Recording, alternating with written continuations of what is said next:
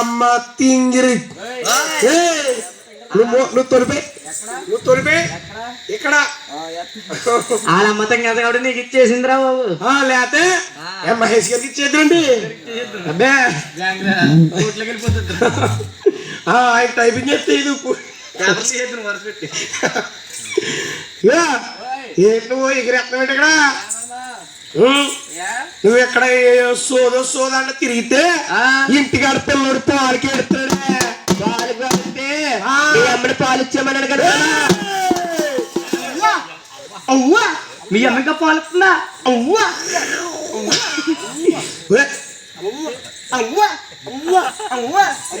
మీ అమ్మగా పాలు ఇస్తుందా?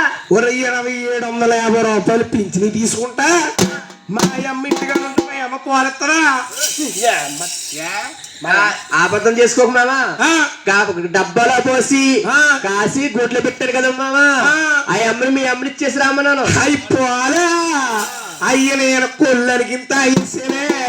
కొల్లికి పాలకి తేడా తింగర రగులకే కదా. అక్కడికి అనుకున్నాను. కొల్లు అయితే పుల్లగా ఉంటది కదా. ఇయ్యేంటి తీయగా ఉన్నాయి అనుకున్నాను. సందకొల్లేమో తీయగా ఉంది అనుకున్నా. మొత్తం తాగేసానే. తాగిన తర్వాత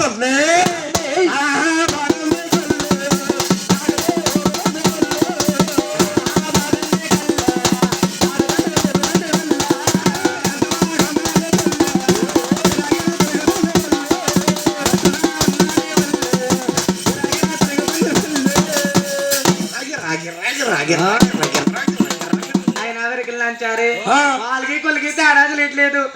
ఎవరమ్మా? నేను పులిరాజు. ఆయనకి ఏడుస్తుందిరా. చిచ్చి ఆ పులిరాజు కదా. కొత్త రకం పులిరాజు. నేను కొత్త రకం పులిరాజు అంటే నేను మా ఊరు గ్రామ సింహాన్ని. గ్రామ సింహం అంటే ఏంటి తెలుసురా? ఏంట్రా? సునకంరా. అది కొత్త రకం సింహము. సింహం సునకం అంటే నీకు తెలీదా? సునకం అంటే కొత్త రకం సింహం అండి. కాదురా కుక్క నువ్వు.